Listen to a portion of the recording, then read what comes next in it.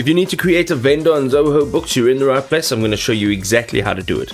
Ladies and gentlemen, in Zoho Books on the left-hand side, you will see a bunch of different items over here. We want to run down to purchases.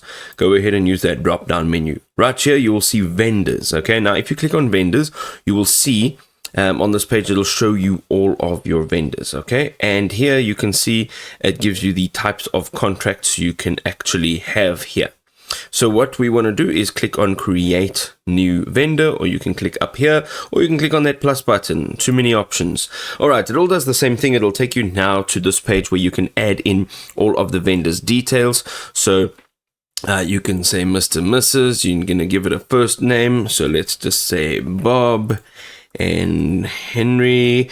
We are going to give a company name, and we are also going to add a display name. Now you can have the different options. So Mr. Bob Henry, Henry Bob, or your company name. It depends on how you'd like to do this. You're going to then add in an email address. You're also going to add in a phone number, a mobile number, as well as a work number.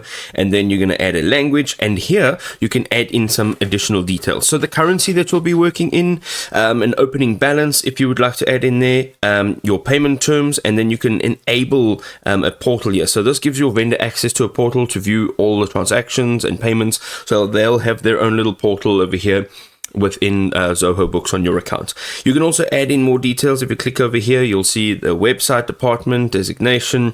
You can add in some of their socials as well. And then you're going to go to address. You need to add in maybe their address. You can see here their billing address, shipping address, all of these details. Contact person, you need to make sure that you're adding in this person's details. So this is maybe the company's details, but this might be the salesperson that you're dealing with. There are some custom fields that you can add in by going to settings, preferences, and then customers and vendors. You can add in those custom fields. And then reporting tags, you can do that as well within settings. And you can add some remarks over here. Now, once you're done adding all of this detail in here, you're going to go ahead and say save.